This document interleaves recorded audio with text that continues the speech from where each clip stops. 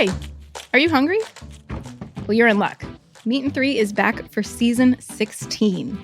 I'm Taylor Early, and we've got a whole new batch of reporters I am so excited to introduce you to.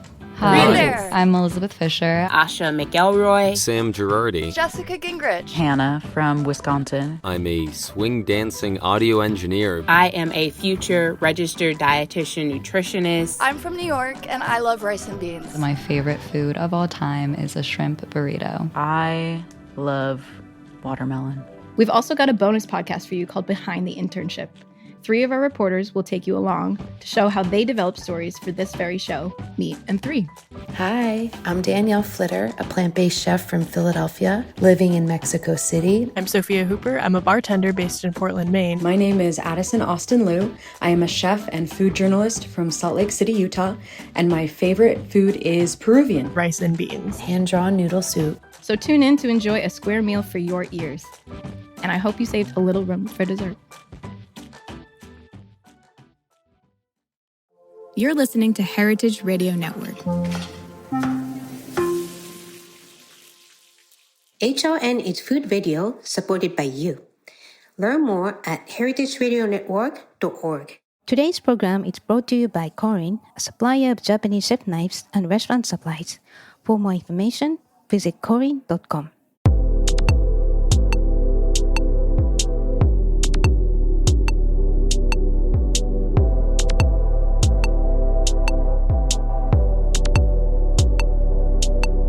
Hello, welcome to Japan Eats. I'm your host Akiko Tema, a food writer and director of the New York Japanese Culinary Academy, which promotes a deep understanding of Japanese cuisine in America. We are broadcasting live from Brooklyn, New York. This show is all about Japanese food and food culture. We see sushi at every day supermarket, but what is beyond sushi? We hear dashi ramen izakaya, but what exactly are they? Japanese food is still a mystery for many people, and I try to demystify it in this program with my good guests. My guest today is Megumi Wang, who is a co-founder of Kankitsu Labo, based in New York. She started Kankitsu Labo with a vision to revive the declining citrus farming industry in Japan and spread unique flavors of Japanese citrus to the world. You may have heard of Yuzu or tasted it at the Japanese restaurant and enjoyed its distinctively refreshing flavor. Citrus fruits are very popular in Japan, and there are numerous regional varieties in the country other than Yuzu. So today we'll discover the world of Japanese citrus fruits and how you can use them, Megumi's mission and activities to support Japanese citrus farms that are seriously in decline due to market competition and aging population. But before we start, Japan is available on the Heritage Radio Network website as well as on iTunes, Stitcher, and Spotify as a podcast. So please go to iTunes, Stitcher, Spotify, whichever you listen to, and subscribe to Japan Eats. And please write a review. We truly appreciate your feedback. Now let's start a conversation with Megumi Wang. Hello Megumi, welcome to the show. Hi, thank you. So this is exciting. We keep hearing about yuzu and other citrus, but nobody had came to the show and discussed it deeply like you can. So first of all, to get to know you, where are you from and what did you eat when you grew up? Okay, so I was actually born in Saitama, Japan, but I grew up in Minnesota. And I moved to the United States when I was 9. So mainly growing up, I ate my mom's cooking, and she would make fusion Japanese food. Because back when I first moved to the United States, we didn't have many options for Japanese pantry goods in Minnesota. So she would make her own mirin, and she would make food that are popular in Japan and that are like home cooked meal in Japan using ingredients that she had to be creative with.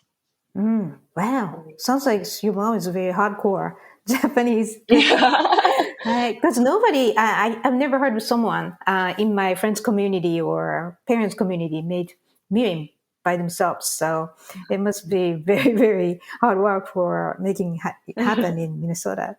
Right. So you founded Kankitsu Labo in 2022. So kankitsu means citrus fruits in Japanese. So why did you start Kankitsu Labo? So the reason why I started Kankitsu Labo was when I had this first vision and learned that yuzu was getting really popular in the United States. And I was wondering why yuzu all of a sudden became so popular. So I started doing the research for it, and that's when I also found out that a lot of the farmers and makers in Japan are closing their doors and farms due to lack of interest in citrus amongst Japanese population. And I happen to be able to speak Japanese and English, and I happen to have both cultures background. I always wanted to do something that only I could do. And I loved citrus growing up, and I loved eating. So that's when I was like, well, maybe this is my calling, that I should use this popularity of yuzu and spread the flavors of yuzu and other citrus harvested in Japan to the world or to United States, since I speak English and Japanese. Right. That's interesting because citrus, people tend to think about something like lemon, which is always available. But I recall maybe a decade ago or something, all those French chefs started to go crazy about yuzu juice. And I heard they're sold out in this country because it's such a more gentle, like subtle flavor than lemon. So you can use it more conveniently to control that freshness, like refreshing the level of flavor, balancing with other ingredients. So I think you came to this world of citrus at the right time. And I think definitely that was your calling, the right calling that you really accepted. Right. So let's talk about Japanese citrus fruits. So there's so many types of uniquely Japanese citrus. And so like if you look up Japanese citrus, there's so many because they keep developing the new varieties as well. So what is the history of Japanese citrus? So the history of Japanese citrus actually goes back to year pre-100 in Japan. The first Japanese citrus that we know of, that's Japanese native citrus, is a citrus called tachibana, which is similar to tangerine. And we know this because it was indicated in the Kojiki and Nihon Shoki, like those traditional books that were written back then. Around the year 700 was when we first discovered yuzu in Japan. Around 1700 is when we got Sudachi. 1850 is when we first discovered orange and lemon in Japan. And around 1960 is when we first got blood oranges in Japan. Right. Well, that's interesting because the Tachibana you mentioned, the first citrus kind of recorded, you can see it as an emblem of some families, and it really shows how old it is, and centuries old. And Kojiki and Nihon Shoki, these are said to be the oldest Japanese history books. So, yeah, it really shows how history goes back, how far goes back in Japanese kind of diet. Eating citrus. Right. So citrus fruits are highly regional products in Japan. So what areas of Japan are famous for producing citrus fruits? So I think as a Japanese person, everyone would say that Ehime Prefecture is known for producing the most amount of citrus in Japan. Ehime is also known to be called as Citrus Kingdom, and they have their own mascot that is like a tangerine bear looking one. Her name is Mikan-chan. But actually, Tokushima Prefecture is known to be number one prefecture for Sudachi production. Oita is known for their Kabosu. So each citrus or each prefecture kind of has different citrus production abilities and the traditions and history that they go back many years ago too. Right. So basically, western part of Japan, like mainly Shikoku Island, and also in the south, like Kyushu, because they are warmer, they tend to have nice conditions to grow beautiful, different kinds of citrus fruits. Whereas to the north, if you go to the north, there's so many different kinds of apples and other stone fruits. So Japan is such a long country and very diverse climate-wise. So yeah, it's really interesting. Shikoku is really kind of the place to visit for great citrus fruits, and also, of course, Kyushu. So, all right, so we'll take a quick break here, and when we come back, We'll dive into different types of unique Japanese citrus and how you can use them. So please stay with us.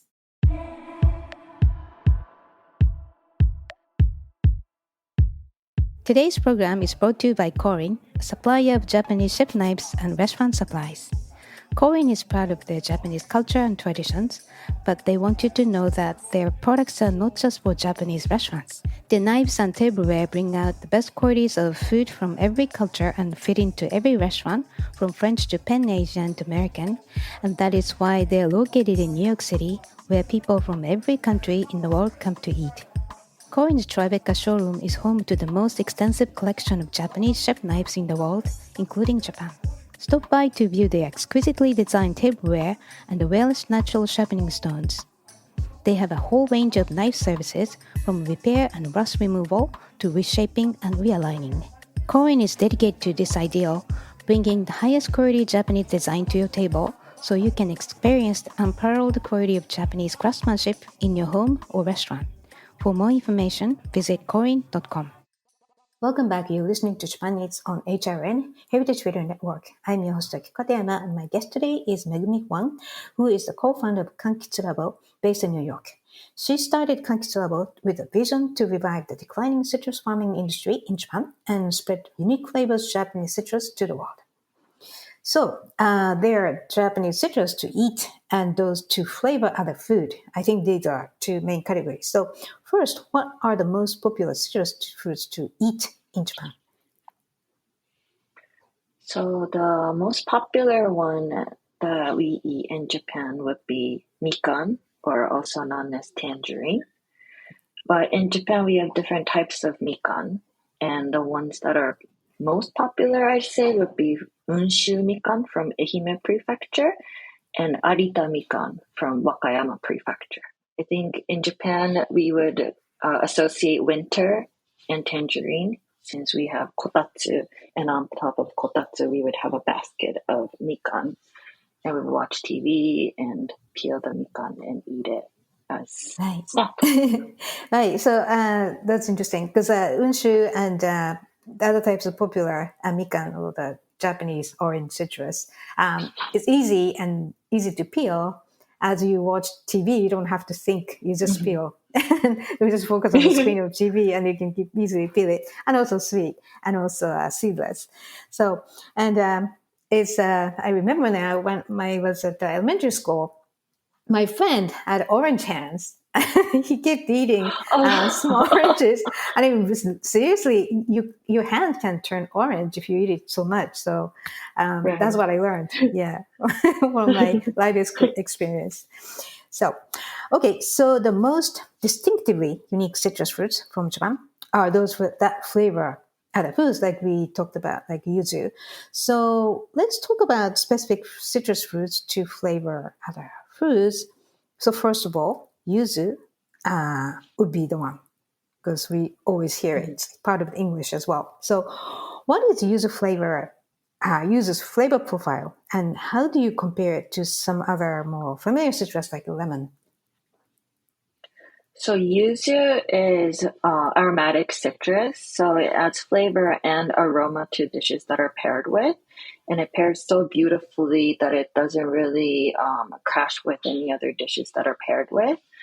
And the way it smells is significantly more floral than lemon, and yuzu is very delicate too, so you do have to know how to handle yuzu aroma and flavor correctly. And I think that's why a lot of the chefs are kind of liking the flavor of yuzu, because it's new and challenging and it's very delicate. So compared to lemon, I would say yuzu is kind of more similar with the Mayer lemon, the way it smells. Right. And it's much smaller than lemon. It's more concentrated. You don't have to have a big kind of wedge of yuzu, because it's going to be too much. And also it's pretty expensive too. So you can have a very tiny slice. And if you go to sushi place, sashimi or something, it's just a little bit is enough. So that's the beauty of it. And it's relatively, I think, acidic as lemon, but it's not biting. And it's almost like a perfume, I would say. What do you think? Yeah, so we actually have a lot of chefs in Japan who would put the yuzu juice in a spray bottle and spray it before they serve the dish because it's like a perfume. It would really add really good flavor and aroma to the dish. So when the customer get it right in front of them on a plate, you can first be greeted by its aroma. Right. So how do you actually use on what kind of plates? So from what I know, a lot of the French chefs are doing the spray at the end of, or spray right before serving technique, and also on like sushi, you could spray it and then get the nice aroma to it as well. Right. And traditionally in Japan, there's a kind of clear bowl of soup, and you can have just a little bit of yuzu and make it so refreshing. And in the soup, usually there's a umami, strong flavored umami, kombu or some bonito kind of thing. So yuzu makes it really elevated, distinctive, and vertical taste. And that's the magic of yuzu. And I don't think kaiseki chefs can live without yuzu, I think. Right. So, and also I think in recent years, I've started seeing New York, like places like in New York, I've seen yuzu in cocktails and other like sweets. So there's so many ways you can use yuzu as you wish. You can experiment. I think in particularly yuzu is becoming popular in any kinds of cocktail bars and high-end cocktail bars. Too. Right. I actually do like to make yuzu drop martini. It's kind of similar to like lemon drop martini, but with yuzu. And I really hope that becomes more popular since it's so flavorful and it can be enjoyed by anyone. Well, that's a good way to, if you just put yuzu martini and the other kind of martini, you can really see how yuzu is distinctive. And you don't need much. Again, it's very little, goes a long way. So I think it's a fun way to really enjoy the flavor of yuzu. And I'm not saying that it's superior to any other citrus, but it's unique. It's very different. Yes. And yuzu is also healthy. And there is a special day of the year when Japanese people take a bath filled with yuzu. The yuzu is floating all over the bathtub, and it's called yuzuyu. So what is it, and what are the health effects or benefits of yuzuyu? This year is going to be on December 21st. So it's basically a day where it's the shortest day of the year. Okay, so winter solstice, that's the day of yuzuyu, and every year in Japan, right? Right. Yes. Yeah, so a lot of the health benefits are there because by taking a bath with yuzu with a lot of vitamin C, your body warms up, and we say that you'll be able to go through the entire winter without getting or catching a cold. But also we say that that day is going to be the day that's going to be important for us to have good luck. So by cleansing our body with yuzu, we'll be able to welcome the new year with a new mindset and with good vibes and good juju. And also, I think a lot of the people might think of yuzu with capybara. Japanese zoos would have capybaras take baths with yuzu, and that kind of became viral on Instagram and other social media too. Right. Yeah, and also I think that scent of yuzu makes you feel just relaxed. I'm sure there's some chemicals to increase your blood flow or those actual scientific effects, but also it's such a, visually you're surrounded by yellow colored citrus and you smell so pleasantly, and why not, right? And it's the darkest time of the year and you need that. So yeah, I think people look forward to it, and I think everybody should try. I'm not saying that yuzu can be expensive in America and outside of Japan, but you can try with something else maybe. So so what is this next fruit after yuzu? So what is sudachi, which I think is not known as yuzu, but it's important. So what is sudachi, and how do you compare its flavor profile to some other more familiar citrus like lime? So Sudachi is actually a size of a golf ball, so it's a very small citrus. It's mainly harvested in the Tokushima Prefecture, and it's actually called by a lot of the Japanese cuisine chefs as the best supporting acting citrus because it pairs well with so many different types of dishes, and it doesn't crush like same as yuzu and other types of citrus, but it actually enhances the dish's flavor in a very nice way. And the flavor, I would say it's very unique. The juice actually kind of has this cumin-like spiciness to it, which I don't really think lime has. And the size, the visual is very different as well. And I would say it's kind of like a elevated version of lime with more complex flavoring.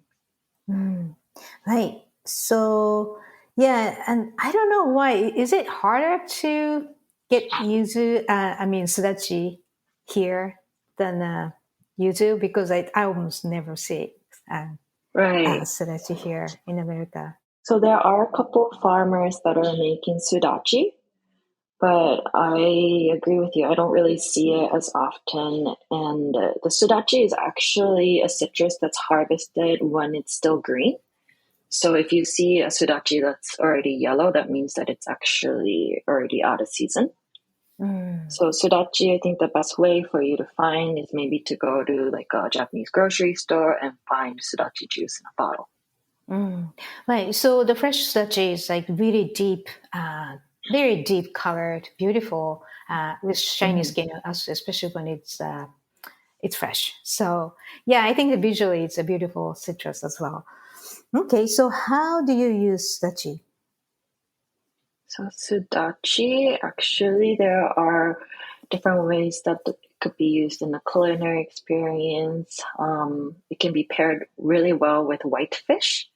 It also pairs very well with rice. So we have a couple of different restaurants in Japan that would make sudachi mixed rice. And surprisingly, it pairs really well with butter as well.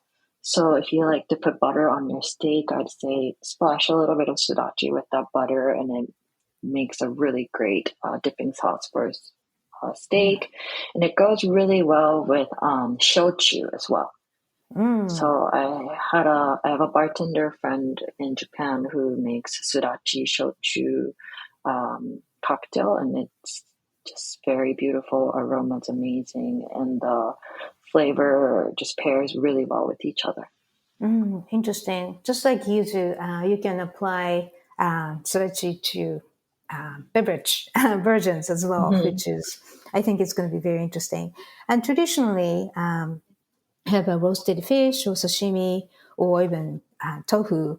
I see sudachi just flavor it and make it such a very kind of festive, nice, elevated flavor profile. So sudachi is really handy one as much as yuzu. And I wish you could see it here more often, but maybe soon, hopefully. Yes. Right. And the next one, also hard to find, but important one is kabosu. So what is kabosu and how do you compare its flavor profile to some other more familiar citrus, like lime, and also compared to sudachi? What's the difference? So Kabosu is mainly harvested in Oita Prefecture, and it has really nice and mild sourness. And it also is another aromatic citrus, and it can be used amazingly as like cocktail garnishment. Comparing it to Sudachi and Yuzu, Kabosu is significantly bigger than the other two citrus. Kabosu is the size of tennis ball. So thinking that Sudachi is the size of golf ball, Yuzu is like in between the size of a tennis ball and golf ball. So Kabosu actually contains more citric acid, which is the source of sourness but it also contains like a lot of sweetness as well. So it has a nice soft taste with the harmonious balance of sweetness and sourness. I'd say the aroma is also elegant as well.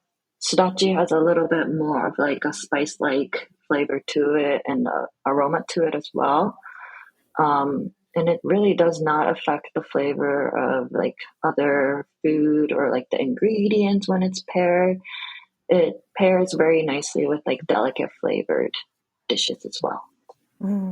Right. So since Kabosu is not as small or intense as Sudachi, you can use it kind of more generously, like in a hot pot or something like tempura or something really like sweet and acidic balance makes it very versatile.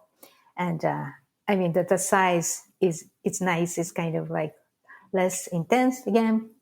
So Kabosu, I think, should be here more often because it's such a handy citrus, and I'm sure it can be has a very universal appeal to anybody, and of course it can be used in Western dishes as well.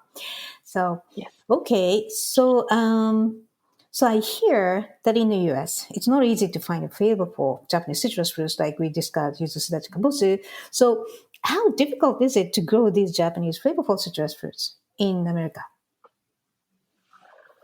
So I would say that the reason why it's so difficult to grow flavorful citrus fruit in the United States is because it just doesn't have long enough history yet. In Japan, we say yuzu takes 18 years for it to be fully flavorful and mature and tasteful. For the tree to be around for 18 years for it to produce really good yuzu. And also it has to have the right amount of temperature and the wind. So the temperature has to be really cold at morning and night, but it has to be really hot during the day for it to mature well. And also the nice amount of wind, let's say about like Sudachi area, we also call that area like the Mediterranean of Japan. That area has perfect temperature, perfect wind, and they have a lot of citrus farms there too. Right. Sounds like California would be, for example, a perfect place to grow Japanese flavored citrus. But we'll see what happens. Maybe you can start your own, like me. Yeah, I can actually.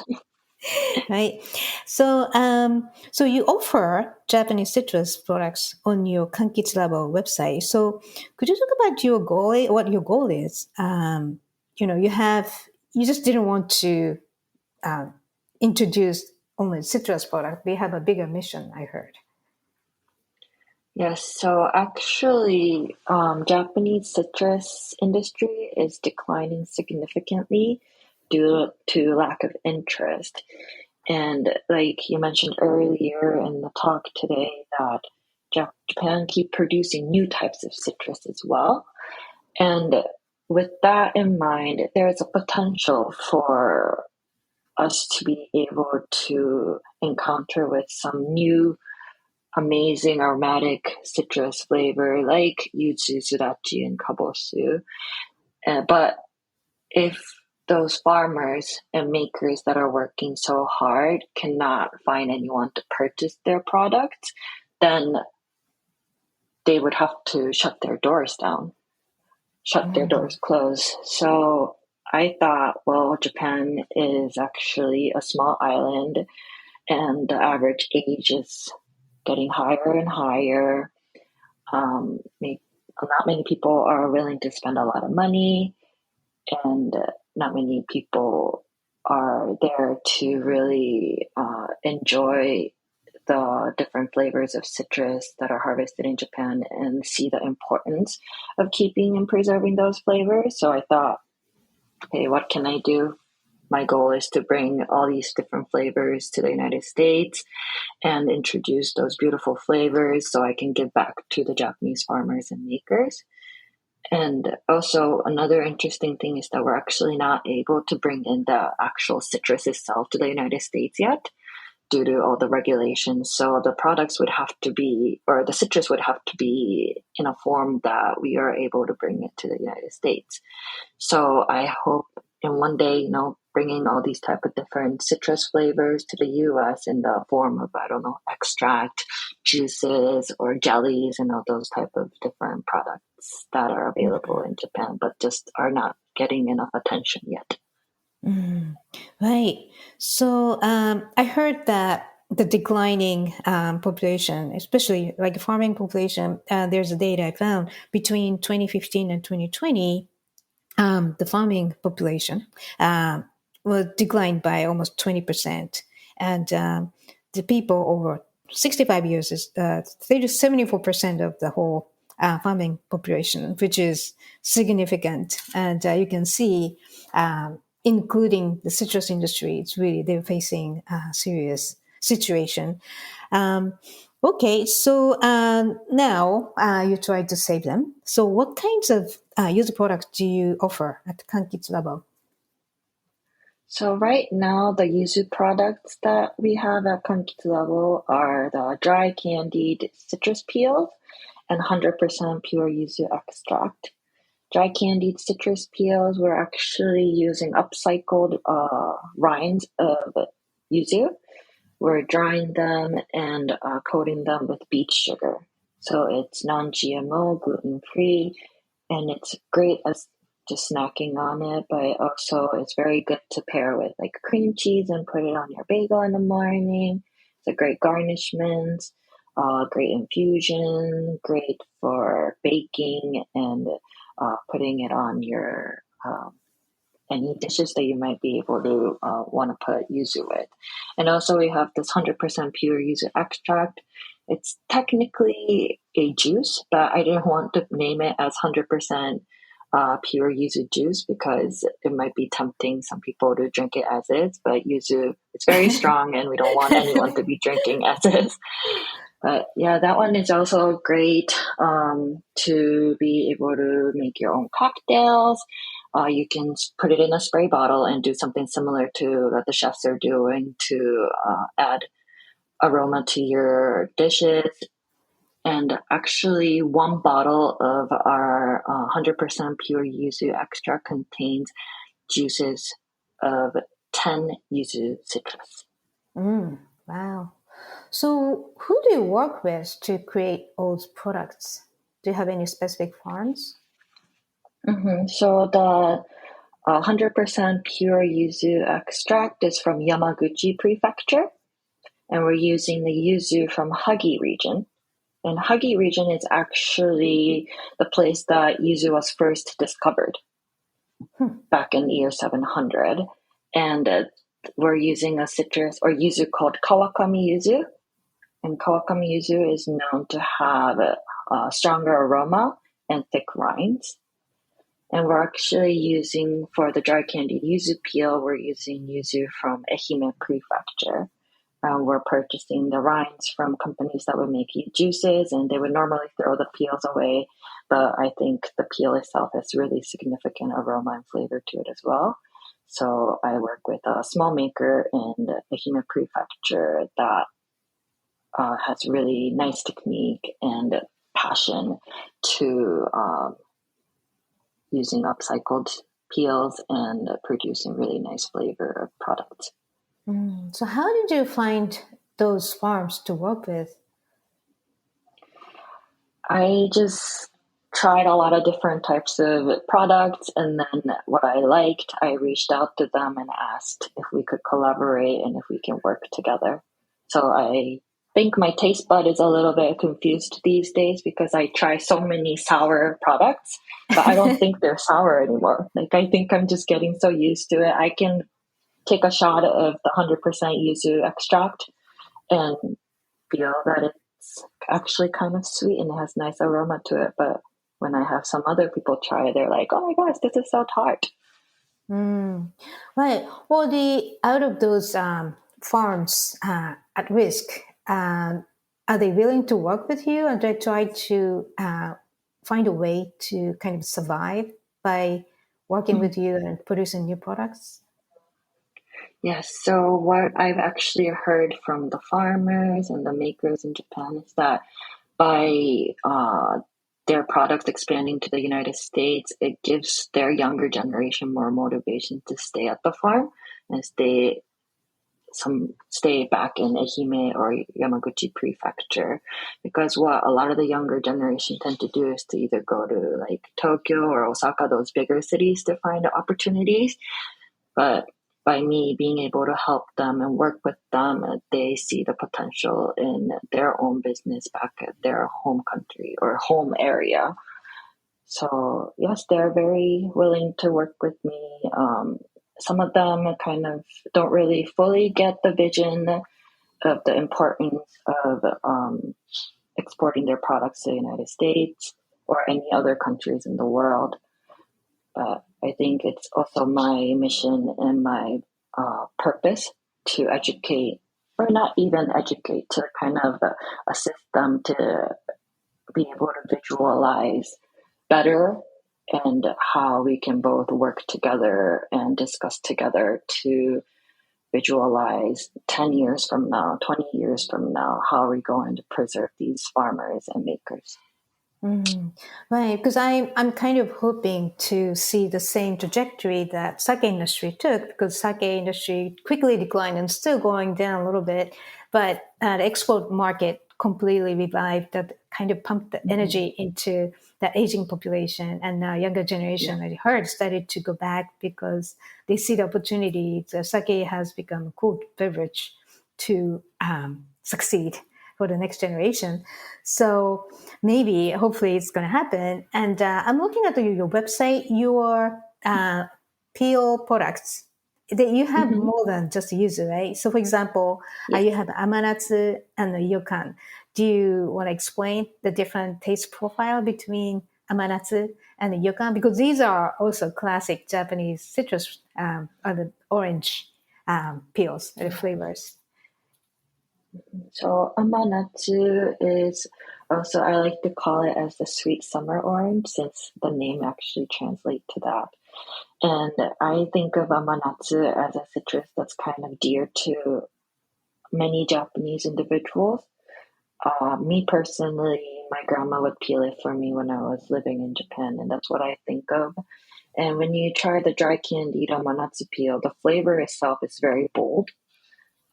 We're not using any food coloring or additives, so the flavor that you get is basically the flavor of amanatsu with a little bit of the beet sugar on it. And amanatsu actually, interestingly, pairs really well with gin.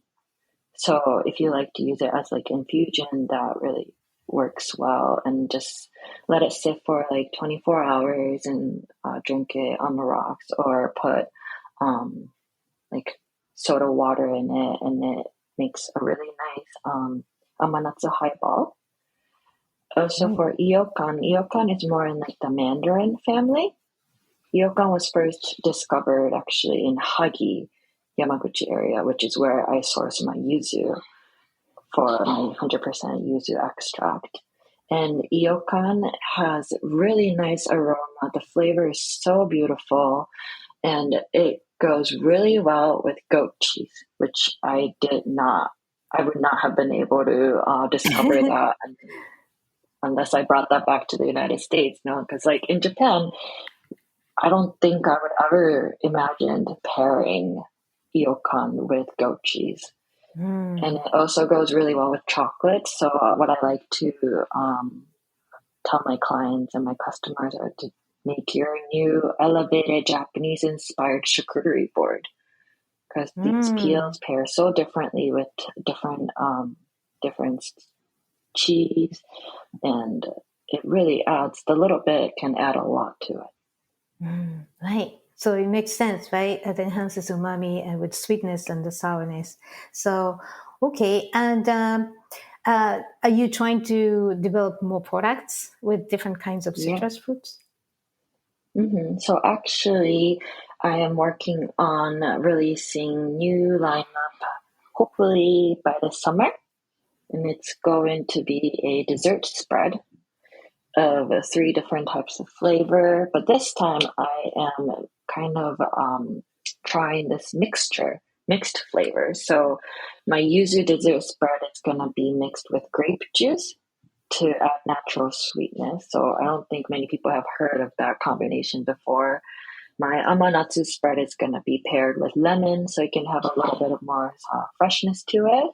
My Sudachi spread is going to be mixed with lemon and yuko. Yuko is another type of citrus that's available in Japan. It's like a mix.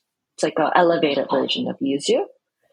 So those are going to be fun to add to another charcuterie board. Just put it on your toast or like mix it into your tea and mix it with yogurt and so many other potentials. Wow, I'm intrigued because I never thought of that Western combination, and I really have to try. So when you develop products, do you visit the farms and taste together? What's the process of developing your products?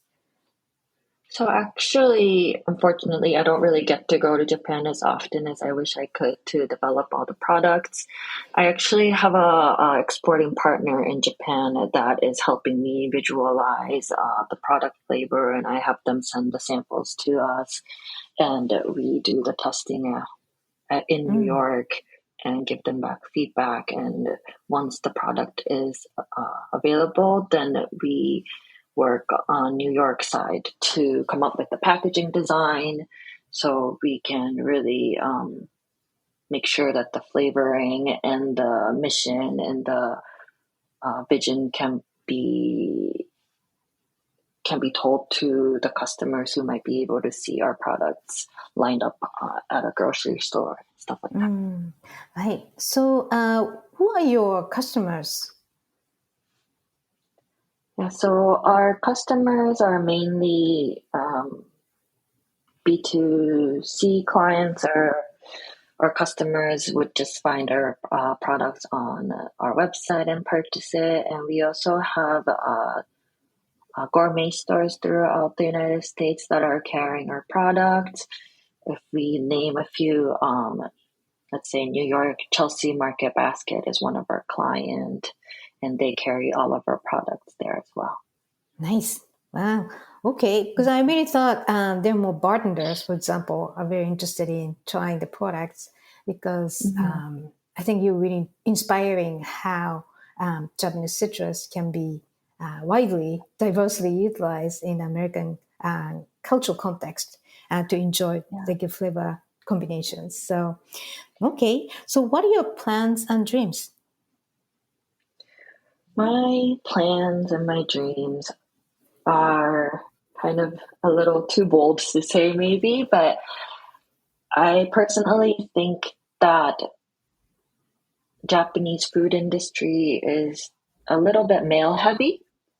So I kind of want to try to push myself to become a female leader in this industry. And I want to become a person who can really share my vision and what I've learned to the Japanese market so I can really use my experience to thrive the market. But in order for that to happen, I really think I need to make sure that this kankitsu level is successful. I want to be able to grow this brand in a way that many people would remember the word kankitsu and learn that word, just kind of similar to how the word umami became so popular and well known and widely acknowledged. And I think by growing this brand, I will be able to have enough reasons for Japanese makers who may just see me as a young girl who doesn't really know anything.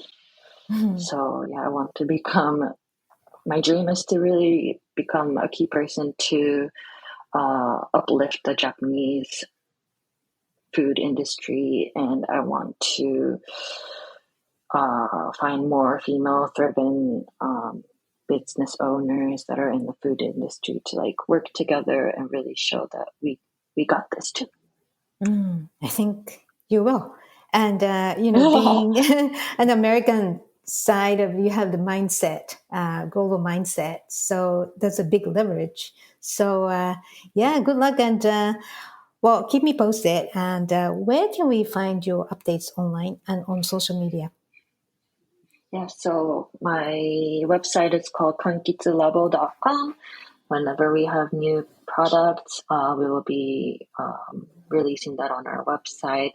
And also our social media handle is kankitsulabo, KANKITSULABO on Instagram and Facebook. So yeah, if you want any updates, that's where you can find it. Great. Right. So really good luck. And thank you so much for joining us today, Megumi. Thank you. All right, so listeners, if you have any questions or comments about the show or suggestions for show topics or guests, please contact us at japaneats@heritageradionetwork.org or at kikatema.com.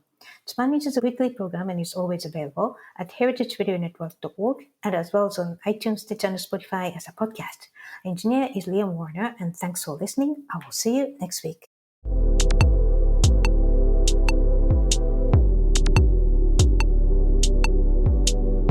Japan Eats is powered by Simplecast. Thanks for listening to Heritage Radio Network, food radio supported by you. Keep in touch at heritageradionetwork.org/subscribe. This episode of Japan Eats was made possible with the support of Dassai. Dassai supports HRM's creative, educational reporting and storytelling that drives conversations to empower, educate, and entertain through food-focused podcasts and world-class education programs. I want to tell you about a new podcast called Amuse News. Publishing multiple days a week, Amuse News is your source for food news, interviews from around the food world, and more. On the show, we'll be engaging with food storytellers, from chefs to advocates to people working in the field, and many more. Find Amuse News wherever you get your podcasts. Amuse News is a destination for everyone who's looking for a new, insightful look into the world of food.